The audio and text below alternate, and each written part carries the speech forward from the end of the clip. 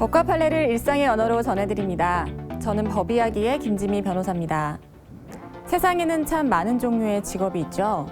한국 직업사전에 따르면 지난해 말 기준으로 우리나라에 등록된 직업의 수는 16,000개 정도 된다고 합니다. 이렇게 직업을 통해 소득을 얻고 또 적절한 소비를 통해 사회로 잘 환원시키면 경제는 살아나고 더 성장합니다. 그래서 소비자는 중요한 경제 주체인데요. 각자 하는 일은 다르지만 우리 모두는 이 소비자라는 공통된 지위를 갖고 있습니다. 최근 들어 상품 구매 방식은 다양해지고 권리의식이 높아지면서 소비자와 판매자 간 분쟁이 크게 늘고 있습니다. 분쟁 시 권리 행사를 적절히 하기 위해선 법을 알아야 하는데 거래 형태나 종류에 따라 적용법이 다르다 보니 상황에 따른 권리를 아는 것도 행사하는 것도 쉽지 않죠. 똑똑한 소비자의 권리, 법이야기에서 한번 정리해 보겠습니다. 먼저 소비자 보호와 관련된 법률을 볼까요? 가장 기본적인 원칙과 제도에 관한 법으로 소비자 기본법이 있고요. 이외에도 거래 유형에 따라 권리관계를 세부적으로 규율하는 개별 법률과 이 법률들을 보완하는 시행령, 시행규칙 등이 있습니다. 소비자 기본법과 개별 법령의 관계를 펜과 잉크에 비유해보면 개별법은 잉크에, 소비자 기본법은 펜에 해당됩니다. 소비자가 행사할 수 있는 권리의 구체적 내용은 개별법에서, 기본적 원칙과 방법은 소비자 기본법에서 정하고 있기 때문이죠. 법에서 말하는 소비자란 누굴까요? 정의 조항을 보면 소비를 위해 사용하는 사람을 말하되 구매한 물건을 판매 재료로 사용하는 경우는 제외됩니다. 결국 물건이나 서비스를 최종적으로 사용하는 사람이 소비자가 되는 것이죠. 아무래도 실생활에서 소비자가 행사할 수 있는 개별적 권리 내용이 가장 궁금하실 텐데요. 일상에서 빈번하게 일어나는 거래 유형을 중심으로 살펴보겠습니다.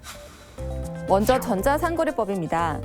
한국소비자보호원 발표에 따르면 2017년 소비자 상담센터에 접수된 상담 중 가장 많은 비중을 차지한 것이 전자상거래 관련 상담이라고 합니다.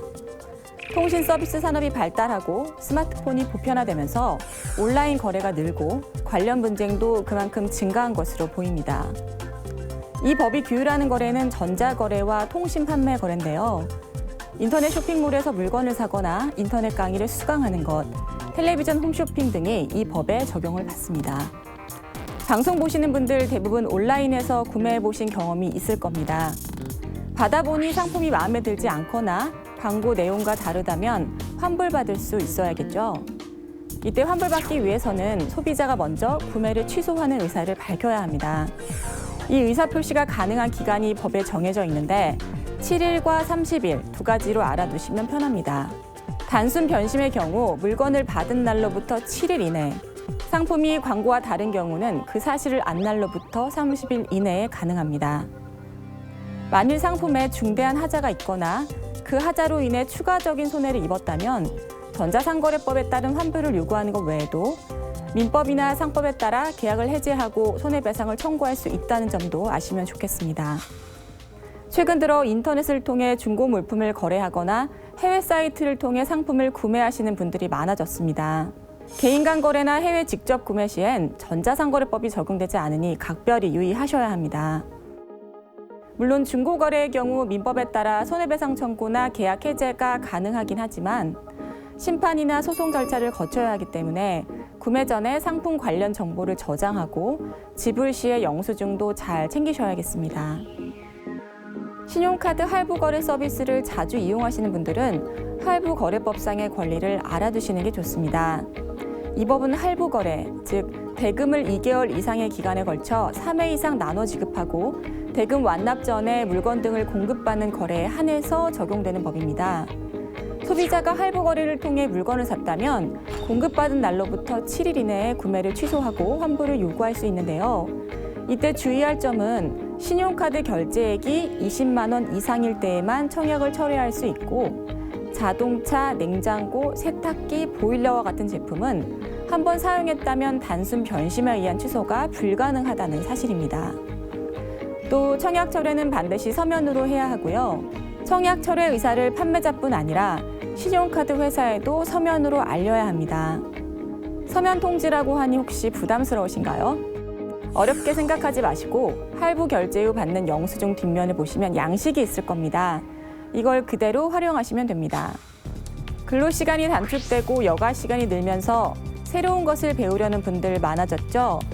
헬스클럽이나 골프, 영어 등 시설이나 학원 서비스 이용은 보통 1개월 이상의 중장기에 걸치는 경우가 많은데 이런 계속적 거래에는 방문 판매 등에 관한 법률이 적용됩니다. 계속적 거래의 경우 소비자는 계약 기간 중이라면 언제든 계약을 해지할 수 있고 이용하지 못한 나머지 기간에 대응한 금액은 환불받을 수 있습니다. 문제는 그 환불금 액수인데 분쟁이 발생했다면 소비자 분쟁 해결 기준에 따라 해결하는 것이 관례입니다. 예를 들어 보겠습니다.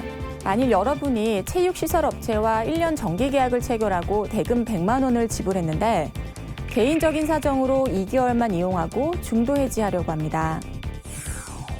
그런데 사업자가 계약 당시 중도 해지는 안 된다는 점을 알렸다며 환불을 거부하거나 과도하게 위약금을 물리거나 약관상 1개월의 정상가는 20만 원이기 때문에 40만 원을 공제한 60만 원만 환불 가능하다고 한다면 어떻게 하시겠습니까?